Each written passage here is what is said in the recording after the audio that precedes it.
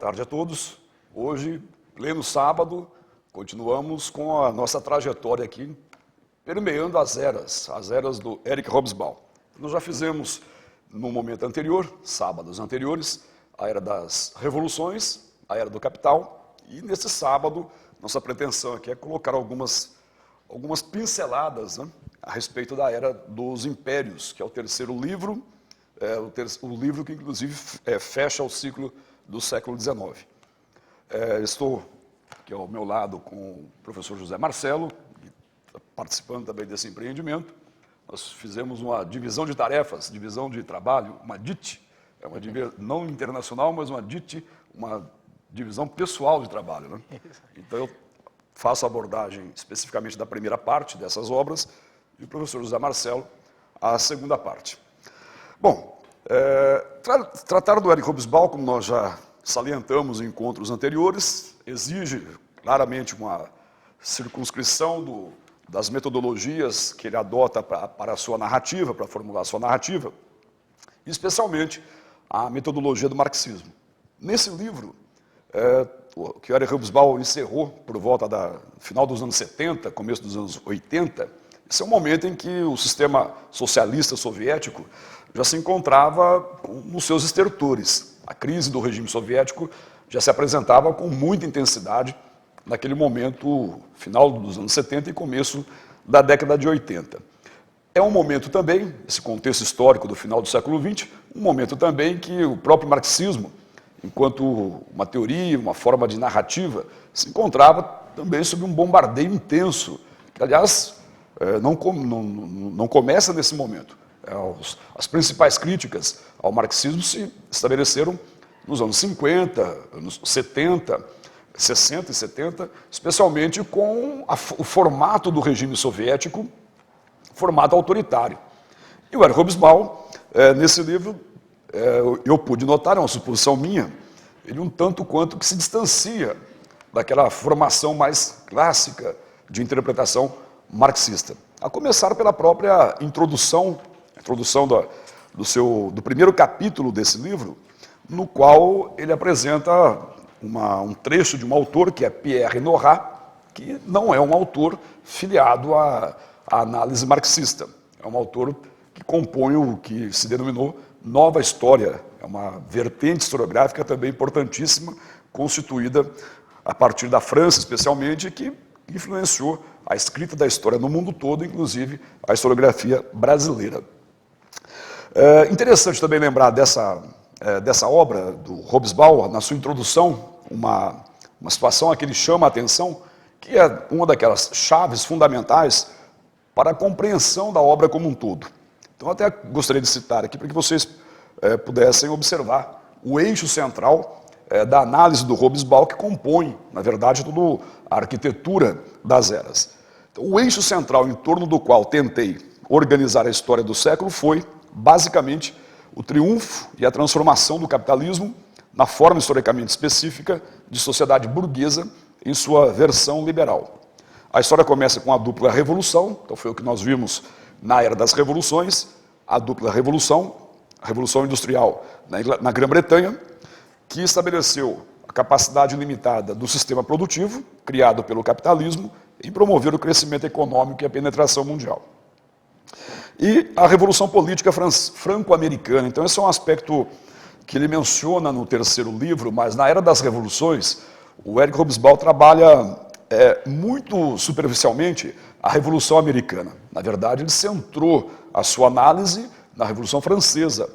Talvez essa menção que ele coloque aqui, a Revolução Americana, seja também reflexo da importância que as análises no campo da ciência política e do campo historiográfico passaram a conceder a independência dos Estados Unidos, ao processo de independência dos Estados Unidos e a Constituição do Estado americano. Até lembro aqui uma autora importantíssima, que não se apresenta na bibliografia da história mundial, a Hannah Arendt. Mas a Hannah Arendt tem uma elaboração extremamente influente no decurso do pós-guerra e valorizando, concedendo uma importância, inclusive, maior ao impacto da Revolução Americana, a Revolução dos Estados Unidos, que é a própria Revolução Francesa.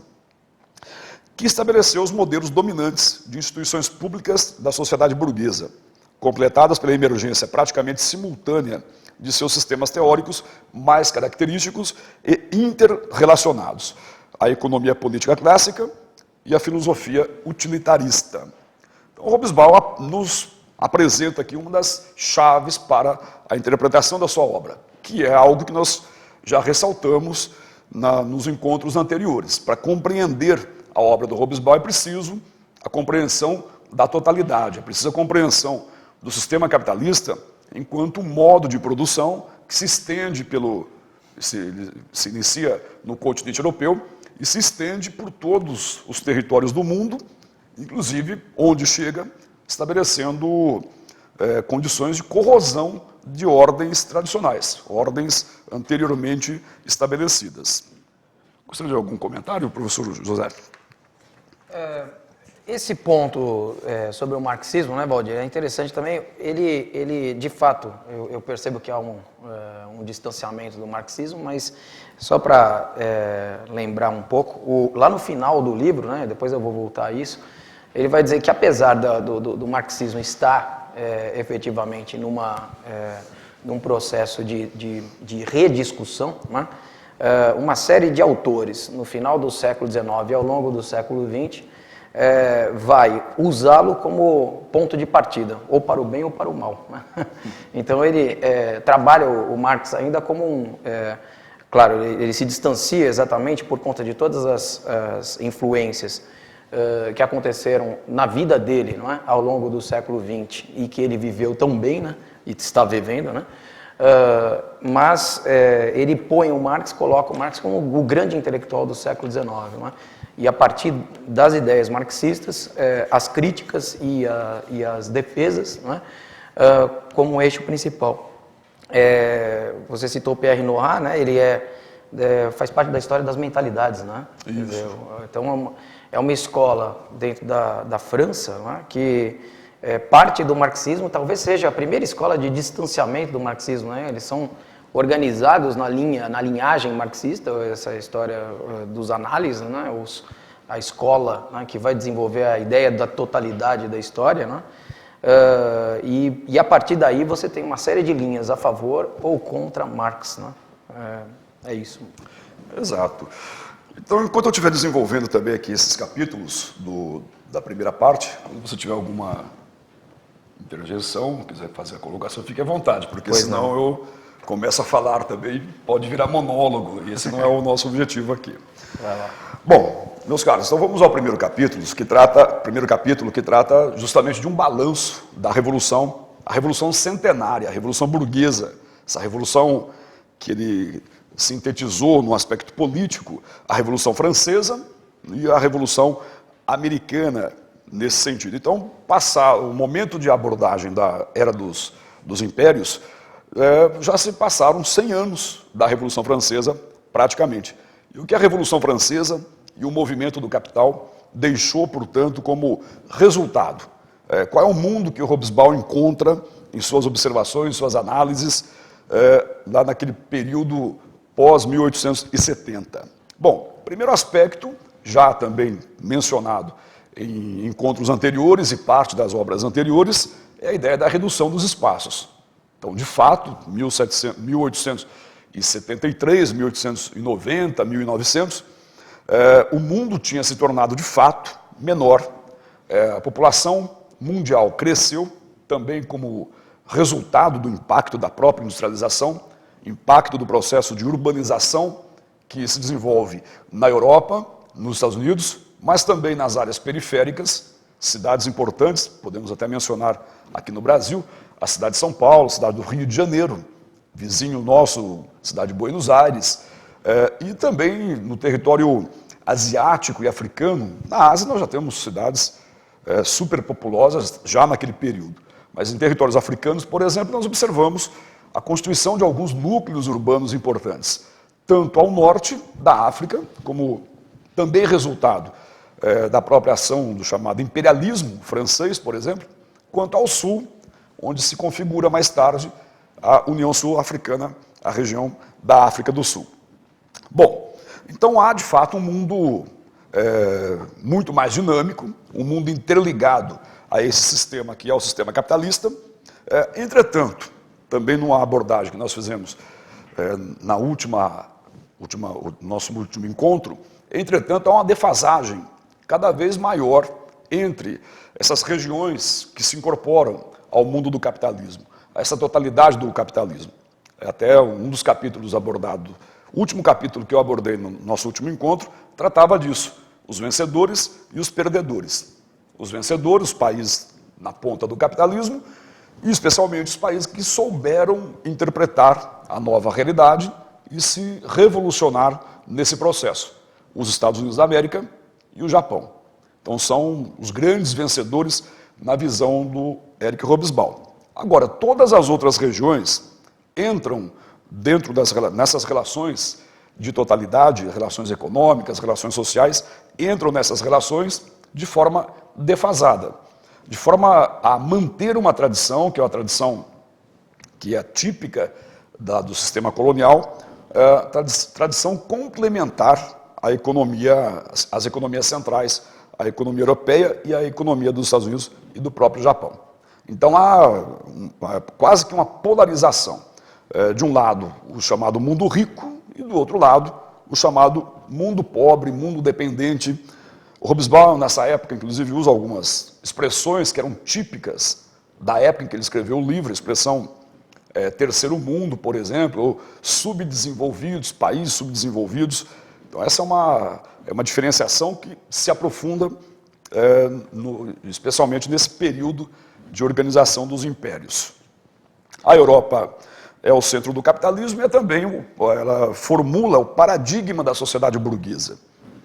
Como eu já coloquei, a ideia da urbanização, a ideia da cultura, embora na era dos impérios, as elites esclarecidas do continente europeu venham a absorver tradições, características de culturas do chamado mundo subdesenvolvido, até por inicialmente uma aproximação tentando compreender o exotismo dessas culturas, mas acabam se utilizando dessas tradições culturais também para formular experiências inovadoras no continente europeu, que são as experiências vanguardistas. Então é muito interessante observar. Economicamente, percebemos uma quase que polarização, mas dentro de uma análise dialética, dá para perceber também a confluência, as sínteses que esses movimentos, que esses encontros estabelecem no contexto. Mas é claro que se estabelece também o parâmetro da chamada civilização. Os teatros, os museus, a ópera. Então a ópera italiana, final do século XIX, século XX, e começo do século XX, chega, por exemplo, ao Brasil ao ponto de, no boom da borracha, no norte do Brasil, a região amazônica, ser levantado um teatro, o Teatro de Manaus, que, entre outras coisas, recepcionou ninguém menos que Caruso, que era do final do século XIX, o começo do século XX, o grande artista da ópera italiana. Então, uma situação, inclusive, inusitada, em meio à selva amazônica, a mais refinada cultura europeia presente, a mais refinada cultura em contato com esse mundo dito selvagem, segundo a visão europeia. A gente percebe aí, Valdir, escutando aí a sua colocação sobre o Hobsbawm, que ao longo do livro, e a minha parte também ele passa muito por isso, ele vai classificando o mundo, né, ao longo desse período tratado no livro em três grandes regiões, digamos assim, não é? Economicamente falando. Então, os países desenvolvidos europeus e toda a organização econômica girando em torno deles, né? As novas economias que estão surgindo, como o Japão e os Estados Unidos, né? Que são, então, novas forças que começam a entrar no sistema econômico mundial, como forças de comando local, né? Ou seja, você vai ter um domínio imperialista local, Estados Unidos na América e o Japão no Oriente, e uma terceira área, não é? Que é exatamente essa área colonizada, né? Essa área então que se dobra ao domínio imperialista e passa a ser explorado por ele, né? E a gente vai percebendo, por exemplo, inclusive nessa organização mundial ou geopolítica, uma posição interessante da Inglaterra, né? A Inglaterra, no final do século XIX e início do século XX, achava que a maior inimiga para a sua marinha era a Alemanha, né? E não os Estados Unidos. Então, deixou, de certa forma, de lado o desenvolvimento norte-americano naval como uma espécie de, enfim, banho-maria, não é? E desenvolveu uma série de atividades bélicas e alianças contra a nascente Alemanha. Talvez seja aí um erro de cálculo no final do século XIX e início do XX, né?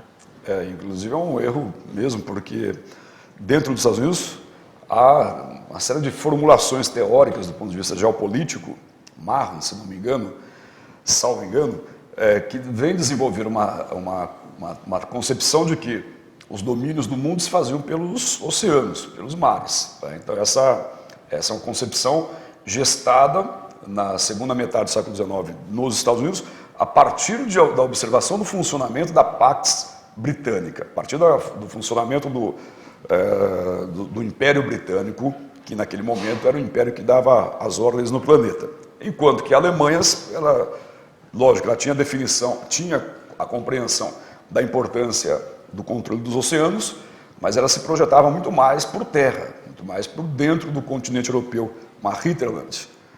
Bom, outro aspecto sinalizado pelo Hobsbawm nesse primeiro capítulo, fazendo um balanço da Revolução Centenária, é que as áreas submetidas, as áreas em contato com o sistema capitalista, acabaram também se organizando politicamente a partir dos paradigmas formulados no continente europeu. Nesse sentido, ele menciona a importância da concepção do Estado Nacional, que é uma concepção que se generaliza, essa concepção não surgiu, não se consolidou no século XIX, na verdade é um processo que vem sendo construído desde a Baixa Idade Média.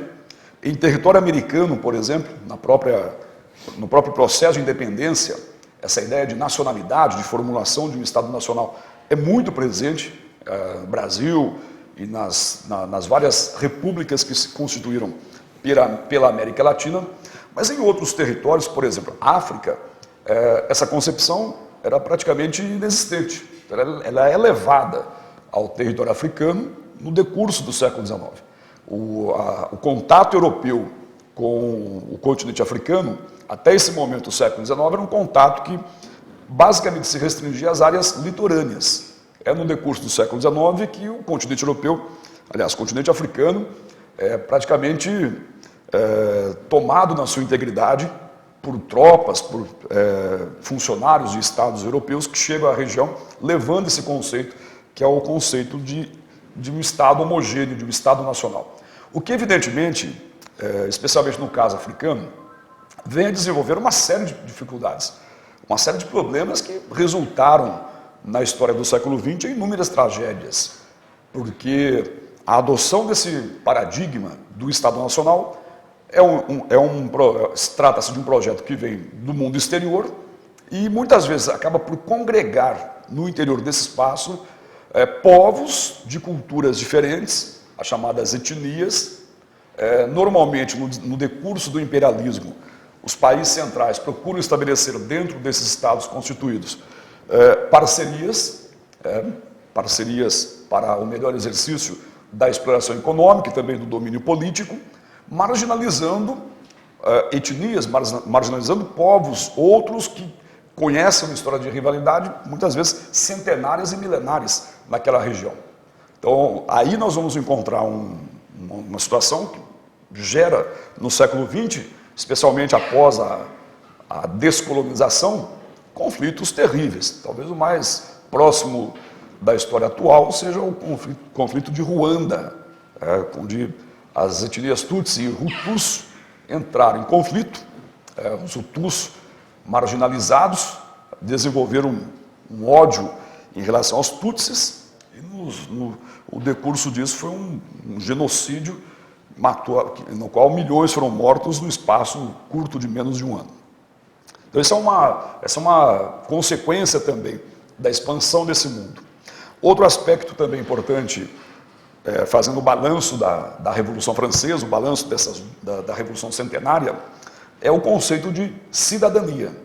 Esse conceito que renasce com o Iluminismo, que ganha corpo, se generaliza com a Revolução Francesa, acaba também por se disseminar por todas as áreas do mundo, especialmente naquelas onde o Estado Nacional vem a se organizar. E há um conceito importante, porque ele tem em si também uma lógica dialética. Qual é essa lógica? Povos, por exemplo, indianos, os hindus, os indianos, no momento em que compreendem, no contato com o Império Britânico, o significado desse conceito, o funcionamento da sociedade britânica dentro desse conceito, reelaboram esse conceito para a realidade local e passam a se utilizar desses elementos da cidadania, da luta pela cidadania, da autonomia, como estratégia para a própria resistência. Então, isso é um aspecto da chamada dialética do colonialismo que é importante. A própria disseminação dos valores ditos civilizados do continente europeu, em meio às áreas submetidas, no prazo longo, acabou por proporcionar condições para reelaborações que se voltaram e foram utilizadas como armas ideológicas ou práticas no processo de descolonização, processo que ganha corpo, especialmente após a Segunda Guerra Mundial. Outro aspecto também consequente dessa Revolução Francesa é a ideia da educação. A Revolução Francesa traz um projeto no seu âmbito, que é o da necessidade de educar o indivíduo para o exercício da cidadania. É resultado do próprio movimento iluminista, das próprias ideologias que o iluminismo construiu no século XVIII. Alguns pensadores, como Voltaire, por exemplo, achavam quase impossível grandes massas, como o campesinato, os pobres das cidades, chegar à vida democrática, à vida cidadã, porque não eram formados, não eram educados, não tinham educação formal. Outros, como Rousseau, imaginavam que a educação poderia se estender de maneira universal a todos os indivíduos, possibilitando, dessa maneira, a construção de um regime democrático. Rousseau, em sua época, era tido como utópico. Entretanto, o próprio avanço da sociedade burguesa mostrou que a democracia era, sem dúvida, uma consequência natural do próprio desenvolvimento do sistema, das próprias características que o sistema traz em si, como, por exemplo, a urbanização. Também, além dessa questão da educação generalizada, dessa ideia de formação de cidadãos a partir da educação, há também a construção da ideia do progresso, que é uma construção europeia desse contexto, especialmente aí final do século XIX, momento dos impérios, e justificada por todo o progresso observado naquele momento no campo técnico. O telégrafo, o telefone, o navio a vapor, a ferrovia, o automóvel, enfim, o próprio impacto da segunda Revolução Industrial permite essa visão de que a história ela tem um percurso, uma trajetória progressista, uma trajetória que levaria o homem à riqueza e à própria emancipação no caso. A tecnologia teria como uma das suas facilidades a emancipação do próprio homem. A burguesia imaginava essa condição também. A burguesia imaginava, com a tecnologia, a condição emancipadora. Mas lembremos, e estamos discutindo isso em nossas aulas, que há todo o desenvolvimento de teorias críticas ao liberalismo e ao capitalismo, as chamadas teorias socialistas, que também visualizavam a ideia do progresso, também visualizavam a técnica como um elemento emancipador. Mas essa emancipação se daria num processo de novas revoluções, não mais as revoluções liberais, mas as revoluções do proletariado, revoluções que teriam como objetivo final a emancipação humana e não apenas a emancipação da classe proletária, como muitas vezes se diz a partir de uma leitura um pouco dogmática do pensamento marxista, né? essa leitura que proporciona uma visão de uma dicotomia, uma sociedade polarizada, burgueses e proletários, e, portanto, a organização do proletariado seria uma organização apenas para beneficiar ao proletariado. O Marx, na verdade, ele propõe o proletariado como uma classe emancipatória de toda a humanidade, não apenas dessa classe. É nesse ponto, Valdir, também que aquela questão do marxismo que a gente estava trabalhando logo no comecinho do nosso encontro de hoje aí, é significativo. O Marx, segundo o próprio Hobsbawm, ele é seguido pelas forças de esquerda, pelas forças revolucionárias, nesse ambiente cientificista, né? Ou seja, dentro desse ambiente cientificista, desse ambiente, de certa maneira, contemporâneo ao positivismo, né? As teorias marxistas elas só são aceitas pelas forças de esquerda exatamente porque elas se mostram progressistas, ou seja, etapistas, um processo evolutivo. A sociedade vai chegar num ambiente muito mais interessante, muito mais bem graduado, com a felicidade para todas as camadas sociais e não só para o proletariado.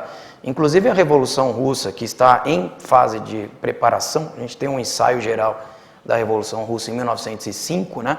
Antes, portanto, da Revolução de fato de 1917, houve o tal do ensaio geral de 1905. Né?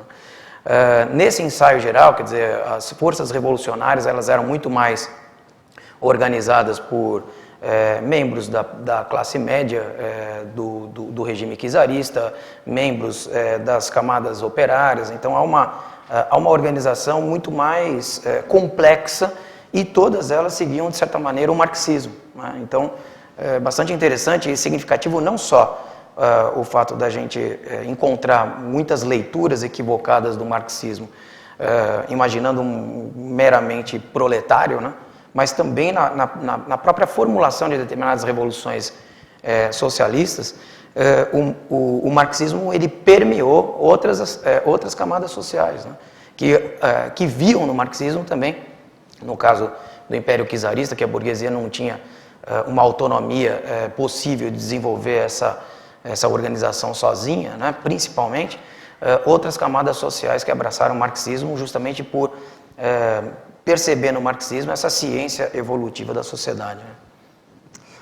É isso, então essa evolução, esse ideal de progresso, esse conceito de progresso estabelecido como consciência no continente europeu, consciência no sentido político, porque o continente europeu, na segunda metade do século XIX, e no contexto específico abordado aqui pelo Hobsbawm, 1875, 1914, ele avançou para a democracia, o desenvolvimento técnico, o desenvolvimento das artes, como você vai abordar daqui a pouco, tudo isso criou um ambiente que é o apogeu da cultura burguesa. Cultura burguesa que se gestou, que se desenvolveu a partir de processos revolucionários e que chegou ao máximo da sua consciência nesse momento, no final do século XIX.